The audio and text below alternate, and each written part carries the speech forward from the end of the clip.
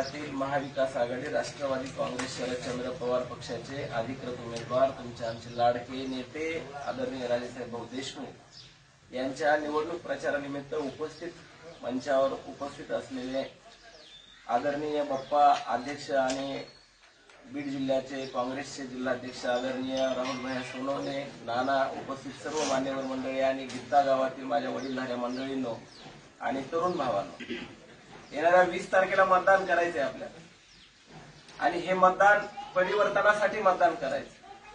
हे मतदान आपल्या संरक्षणासाठी करायचंय, हे मतदान आपल्या सुरक्षेसाठी करायचंय, हे मतदान आपल्या स्वाभिमानासाठी करायचंय, हे मतदान आपल्या अस्तित्वासाठी करायचंय. गेल्या अनेक वर्षापासून आपल्या परळी मतदारसंघाचा विचार जर आपण केला तर एकाच कुटुंबाची अनिर्बंध सत्ता या परळी मतदारसंघावर आहे, एकाच समाजाची सत्ता या परळी मतदारसंघावर.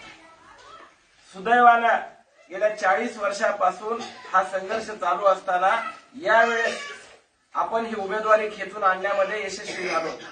त्यामुळे ही उमेदवारी राजेसाहेब भाऊ देशमुख जरी उमेदवार असले तरी तुम्ही आम्ही प्रत्येक जण उमेदवार आहे. या मतदारसंघात तुमच्या आमचे जेवढे काही सोयरे आहेत, या परळी मतदारसंघात तुमच्या आमचे जेवढे सोयरे आहेत, मित्र आहेत, हे प्रत्येक जण उमेदवार आहे, हे लक्षात ठेवा. आणि आता नाही तर कधीच नाही, अभी नाही तो कभी नाही. जर ह्या वेळेस जर आपण हरलो तर पराभव झाला तर भविष्यात कधीच आपल्याला उमेदवारी भेटणार नाही. चुकून पडावं लागेल, प्रत्येक जण उमेदवार आहे असं समजून आपल्याला या पुढच्या काळामध्ये काम करावं लागेल.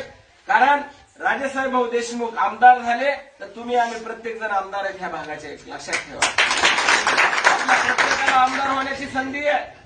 गाव सोडा, रोज 10-15 पाहुण्यारावळ्यांनी फोन करा, पाहुण्यारावळ्याच्या भेटी घ्या आणि यावेळेस तुम्हाला मतदान करावंच लागेल. मला तिकडे दिग्रस पासून इकडे तडोळ्यापर्यंत प्रत्येक गावामध्ये आपला सोयरा, धायरा, मित्र कोण आहे त्याला शोधा, त्याचा फोन नंबर घ्या, त्याच्या भेटी घ्या, त्याच्या गाठी घ्या आणि त्याला हात जोडून पाया पडून विनंती करा की यावेळेस राजेसाहेब भाऊ देशमुख यांना मतदान करा.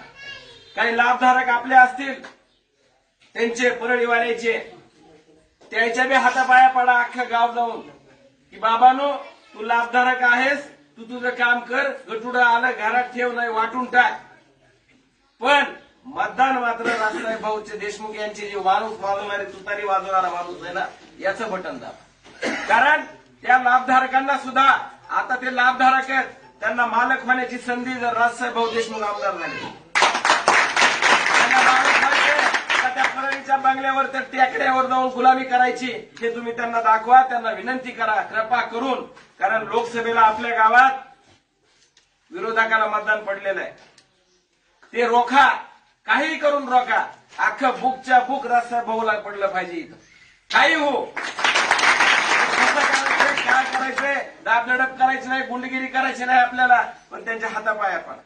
त्यांच्या घरासमोर 4 दिवस उपोषण करा, रोज सकाळी घरी जाऊन त्यांच्या दाराला पाणी भरा, पण एक वेळेस त्यांना म्हणा की शांत बसा. इकडल्या भागात बरेच लाभधारक आहेत, ते आपण कारखान्यावर सभा घेतली जरांगे पाटलांची, त्या कारखान्यावर तुम्ही प्रत्येकाने 10 रुपये, 100 रुपये, 200 रुपये, 500 रुपये, 1000 रुपये दिले. त्यातले 12-13 लाख रुपये त्या लाभधारकाकडे आणखी घ्यायला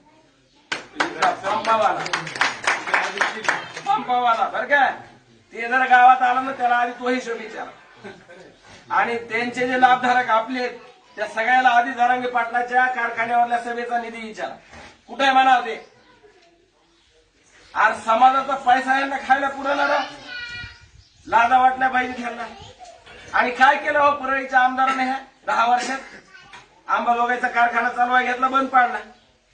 कारखानदारा शेतकऱ्याचे पैसे दिले नाहीत, कामगाराचे पैसे दिले नाहीत, वाहतूकदाराचे पैसे दिले नाहीत. स्वर्गीय गोपीनाथराव मुंडे साहेबांनी 2 कारखाने उभा केले, पांगरीचा केला, वैद्यनाथ कारखाना पानगावला केला, पनगेश्वर कारखाना, दोन्ही कारखान्याला मोठं कुलूप लावलं या 10 वर्षात. कारखानदाराचे ऊसाचे पैसे दिले नाहीत. एवढंच काय, जगमित्र कारखाना काढायचा म्हणून पुसला जमिनी हल्ल्या, आपल्या नातेवाईकाच्या, भाऊ बांधवाच्या हल्ल्या जमिनी दिल्या गाव परत. 20,000 रुपये शेअर गोळा केले, दिला 20,000 रुपये. तुमच्या गावातून असतील काही शेअरदार, तुमच्यापैकी असतील कोणी, दिले पैसे परत नाही. ही लुटारूची टोळी, हे गुंड आहेत. काय केलं, जरांगे पाटलांची सभा आम्ही घेतली म्हणून आमच्यावर भाऊवर गुन्हे दाखल, आमच्यावर गुन्हा दाखल केला. आपण साधना मंगल करण्यात अंबाजोगाईला सभा घेतली. परळीत सभा घ्यायची ठरली, विरोध केला, नाकारला, परवानगी नाकारली. जरांगे पाटलांचे बॅनर काढले हो नगरपालिकेत परळीतले. आपल्या हृदयाचा आपला दैवताचे बॅनर काढले हरामखोरांनी. ह्याला एकदा कायमचं काढून टाका, कवर ठेवायचे. बॅनर काढले, आम्ही कोर्टात गेलो, कोर्टाने परवानगी दिली, फटाके वाजवले म्हणून आमच्यावर गुन्हेगार. हिवऱ्याचा अजय देशमुख यांनी जरांगे पाटलाच्या आरोग्यासाठी आई तुळजाभवानी मातेला नवस बोलला आणि पायी दिंडी सुरू झाली. वैद्यनाथ कॉलेजच्या समोर आले की 10-5 गुंडांनी येऊन त्याला मारहाण केली. आम्ही गेलोत, भाऊ गेलोत, रस्त्यावर बसलोत, त्या गुंडाला अटक करा, गुन्हा दाखल करा. तिथं आमच्यावर गुन्हे दाखल. काय चाललंय हे? पोलीस इथले रखेल म्हणून त्यांचं काम करायला लागले. बंगल्याहून फोन गेल्याशिवाय गुन्हा दाखल करून घेत नाहीत. काय ह्यांची दादागिरी, ही दहशत, ही गुंडगिरी आता ही मोडून काढायची वेळ आली. आम्ही सक्षम आहे. बोगस मतदान लोकसभेला केलं ना तिकडं. आपण इमानदारी राखली. आपल्या गावाने 20-25% त्यांना देऊन टाकलं, कारण मुंडे साहेबावर प्रेम होतं म्हणून. मुंडे साहेबांनी कारखाने उभा केले म्हणून त्यांच्या कन्याला दिलं, दान दिलं तुम्ही. पण आता देऊ नका ना. ह्याचं काय? ह्यानं मुंडे साहेबाचं घर उद्ध्वस्त केलं, ह्यानं पवार साहेबाचं घर उद्ध्वस्त केलं, अनेक कुटुंब उद्ध्वस्त केले ना, मुर्दे पाडले ना अनेक जणांचे, अनेक लोकांवर खोटे गुन्हे दाखल केले. ह्याला कशाला द्यायचे? 10% सुद्धा गेलं नाही पाहिजे, 1% सुद्धा गेलं नाही पाहिजे, एवढी विनंती करतो. बोगस मतदान केलं, विधानसभेला बोगस मतदान होऊ नये म्हणून मी कोर्टात गेलो. 122 मतदान केंद्र अतिसंवेदनशील घोषित करा. कोर्टाने आदेश केला, न्यायदेवतेनं आपलं घरानं मांडलं, ऐकलं. आता बोगस होणार नाही, त्यांच्याकडे पण होणार नाही बोगस. आता काळजी करू नका. ती